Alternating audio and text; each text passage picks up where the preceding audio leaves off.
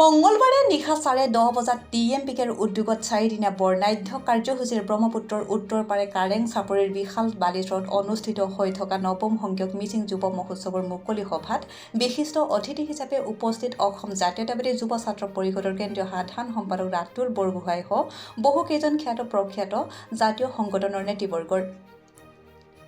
উল্লেখ্য যে মন পৰশা অনিতম আৰু গুমৰাগৰ উত্তাল মাতত বুখৰ হৈ ৰোৱা ব্ৰহ্মপুত্ৰৰ বিশাল বলুকাত অনুষ্ঠিত যুৱ মহোৎসৱত মিচিং জনগোষ্ঠীৰ অতিথি আপ্যায়নত সঁচাই আপ্লুত হোৱাৰ লগতে সদৌ মিচিং ছাত্ৰ সন্থাৰ লগতে জনগোষ্ঠীটোৰ সৰ্বাংগীন উন্নতি কামনা কৰে অসম জাতীয়তাবাদী যুৱ ছাত্ৰ পৰিষদৰ নেতাগৰাকীয়ে। আমি মিচিং জনগোষ্ঠীৰ ৰাইজে ৰাজনৈতিক অধিকাৰ পোৱাটো আমি জাতীয়তাবাদী যুৱ ছাত্ৰ পৰিষদে আমি বিচাৰো। মিচিং জনগোষ্ঠীয়ে ৰাজনৈতিকভাৱে সাংস্কৃতিকভাৱে সকলো দিশতে শক্তিশালী হোৱাটো আমি জাতীয়তাবাদী যুৱ ছাত্ৰ পৰিষদে বিচাৰো। আৰু আমি পূৰ্বতে কৈছোৱেই যে অসমৰ জাতি জনগোষ্ঠীসমূহ যিমানে শক্তিশালী হ'ব অসমীয়া জাতি সিমানে শক্তিশালী হ'ব।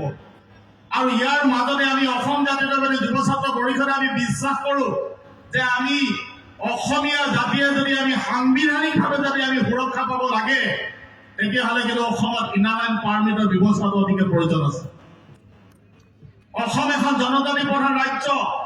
এই ৰাজ্যখনৰ মানুহৰ যদি সামগ্ৰিকভাৱে শিক্ষা সংস্কৃতি এই সকলো দিশতে যদি এই মানুহখিনিয়ে যদি সুৰক্ষিত হৈ থাকিব লাগে অসমত ILP লাগিবই।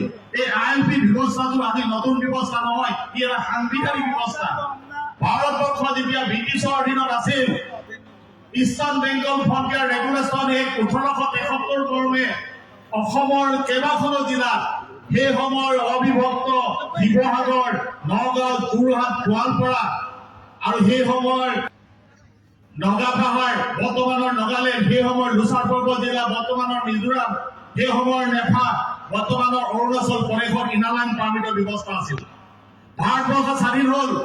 ভাৰতবৰ্ষ স্বাধীন হোৱাৰ পাছত সেই একেখন এক্টৰ আধাৰত নগালেণ্ড, মিজোৰাম, অৰুণাচলত ইনাৰলাইন পাৰ্মিটৰ ব্যৱস্থা থাকি গ'ল, যাৰ কাৰণে তিনিওখন ৰাজ্যই আজি 150 বছৰৰ অধিক কাল তেওঁলোকে নিজকে সুৰক্ষিত কৰি ৰাখিবৰ কাৰণে সক্ষম হৈছে।